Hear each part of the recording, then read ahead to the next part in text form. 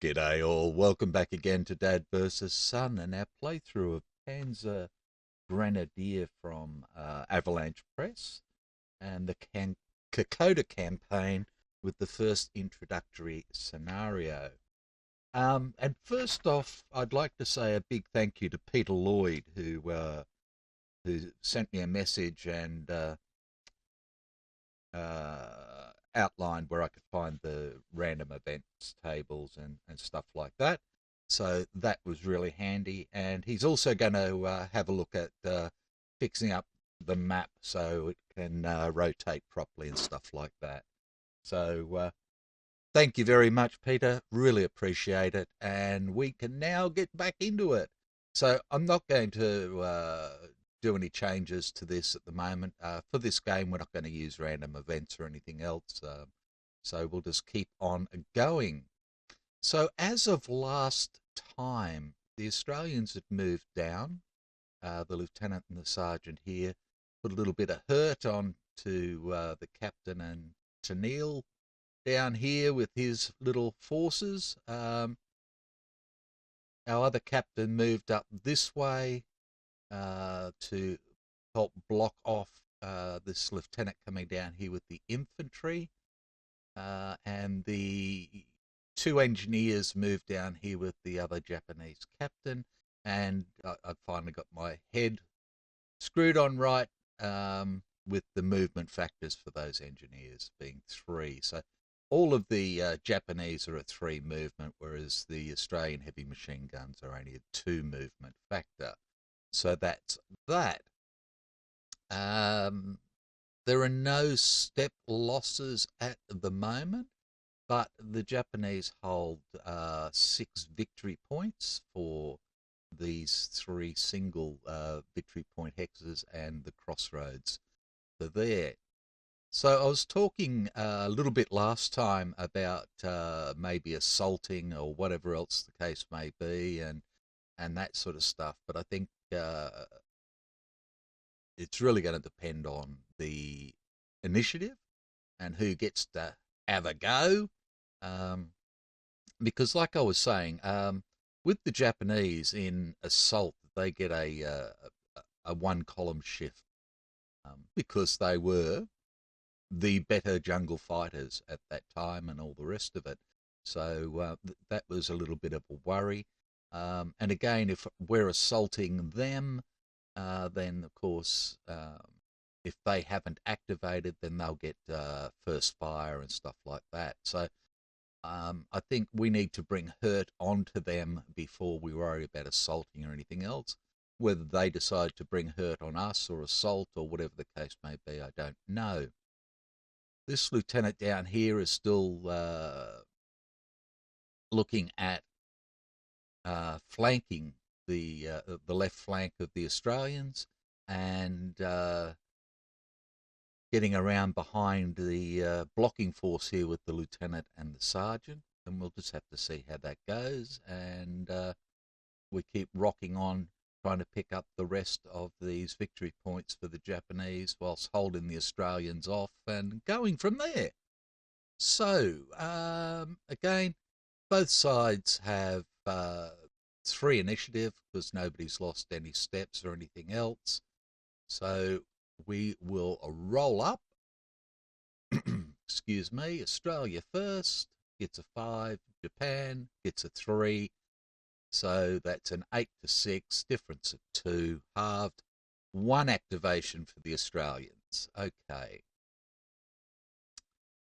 I think we'll keep going here. So I think what we'll do is we'll activate the lieutenant and his stack here as a fire order, and they're going to put direct fire down on here. Let's see if we can knock some of these buggers out or off of that hex. Though they do have the chance for reinforcing with the captain and the engineers here, but they're not quite as strong. Righto, so we need the direct fire table. Bring that over. Hey, so Australians are firing. Oh, can't see what I'm talking about. So they have the heavy machine gun and 2 infantry platoons. So that's 16. Nothing on the leaders. So we have a 16 column to start with. Again, the target is in jungle, so that's a -1. So we go down to 11.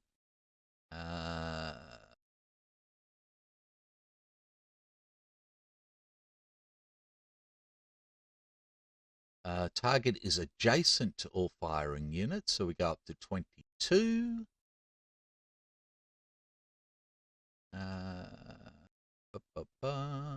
Target contains 3 combat units. Now, I think we screwed that up before because, idiot, I don't think we actually rolled on, I think we rolled on the 22 and we should have rolled on the 30 because we go down 1, up 3, which is only up to total. So I think that's all communities -2 and +3. So yeah, so we're -1 for the jungle. We're up 2 for the adjacent fire. Making sure. Yep. +2 for adjacent, and we're +1 because the target hex contains 3 combat units. So we're actually rolling on the 30 table, not the 22. Rolling up, we get a 4 on the 30 table, which is a X, and we know it's a step loss. And and then everybody takes an M2 check. So it's usually taken on the highest morale unit. So that will be the bottom infantry down here. So he will flip. And then everybody does an M2. So let's have a look here. So that's not going to affect his morale. He's still an 8 because both sides have an 8/8 on the morale. So it will be an 8 for him. He rolls a 4 + 2 is 6. He's fine. Then we have the demoralized unit. So he is an 8 - 1 is a 7. So he needs a 6 or less. And rolls a 7 + 2 is 9. So he takes a step loss.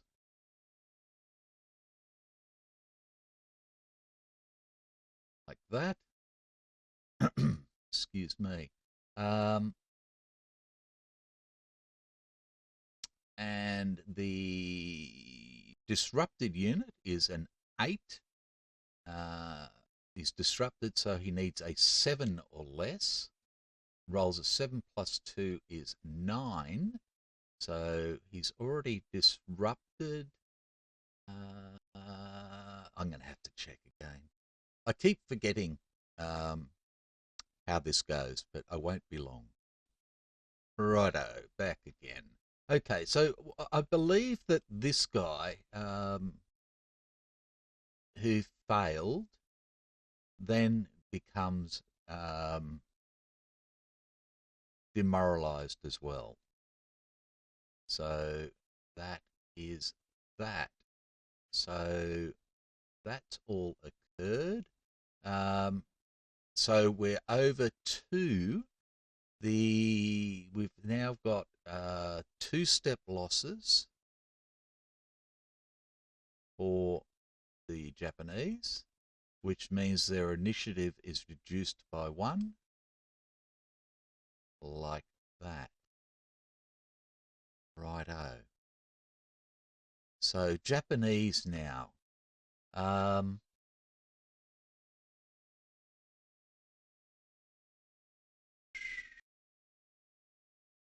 I think we need to do these guys to start with. Um, so we're going to activate them, and they're going to do a rally, a recover. So we'll start at the bottom, and he doesn't need to do anything. So does he want to move somewhere? And I don't think so. I think we'll just leave him there for the thing. So we'll look at the center one, the reduced one here. So he's demoralized and reduced. So uh, the reduced doesn't matter. He's still an 8. Demoralized is a 7.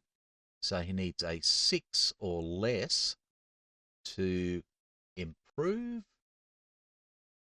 And he gets an 8. So that means that he is going to go back 1.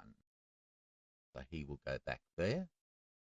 And then we've got the 4, 3. So again, an 8, a 7, a 6 or less. And he passes. So he is actually going to become disrupted.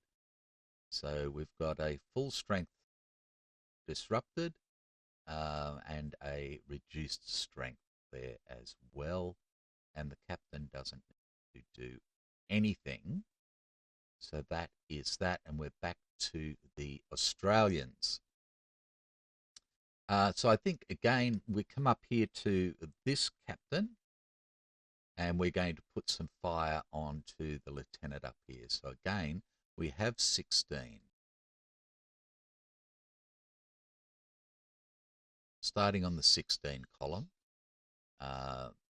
they are in jungle, so we go down 1. They are adjacent, we go up 2, and that's it. So we are on the 22 column because there's only 2 in there. So yeah, down 1, up 2, on the 22 column, blatting away, and we get a 5 on the 22 column, which is an M2. I'm happy with that. Righto, so starting at the bottom again, we have an 8. Oh, ouch. So that's an 11. So he is demoralized straight up. The other guy, the 7 and 2 is 9. He becomes disrupted. And the leader is an 11. 10 plus 2 is 12. And he becomes disrupted as well. So damn well done, Captain. Damn well done. And we go over to the Japanese. And again, I think we need to straight up try and rally these guys up, do a recovery. So we've got to demoralize. So he is an 8, which becomes a 7. So because he's demoralized. There, that's disrupted and demoralized all in one. Okay, so a 7, so he needs a 6 or less and gets it. The disrupted guy is an 8, so he needs a 7 or less and fails. Fails by 1.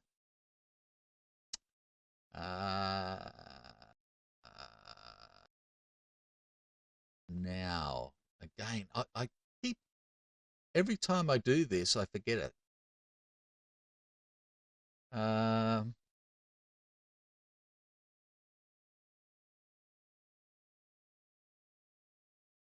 leader or unit that is already disrupted and fails another morale check becomes demoralized. Yes. So this one goes up 1, and we have an 11, so that means a 10 or less, and he gets it, and the lieutenant is back. Okay. So again, some good work there by the Australians. disrupting and demoralising. So we're back to the Australians. We have one stack left. And I think what we're going to do is we're going to move them, and they're going to move to here, and that's 2, 3. But even though the machine gun's only got 2 movement factors, he can move 1 hex as long as it's not prohibited terrain or anything else. So there we go. And then we are over with the Japanese, and we've got the captain and his engineers.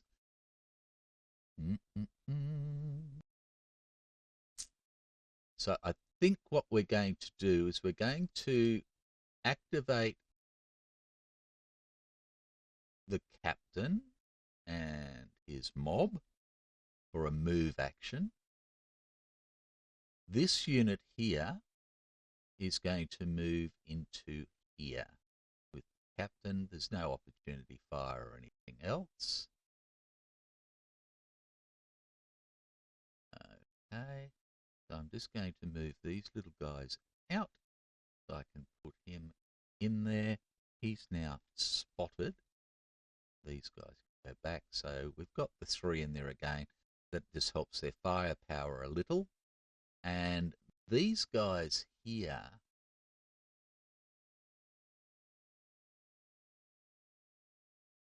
let's pick up some more points. They've got 3 movement points, so we can go. We're on the trail already, so we go 1 to there, and that's our +1. So we go 1 to there, and we pick up that 2, and on the trail for 3, and now we've picked up those 2 victory point hexes, and that's 2 more victory points for the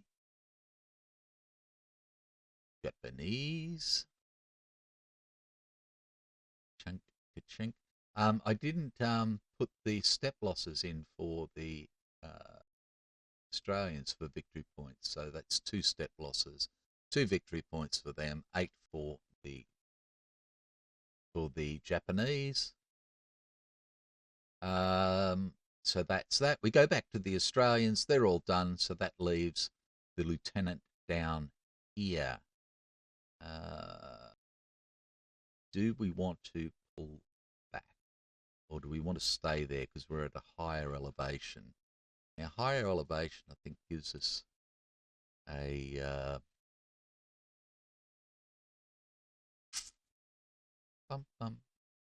target is at higher elevation, yeah. So if they're going to fire at us or anything else, we'd rather be at the higher elevation.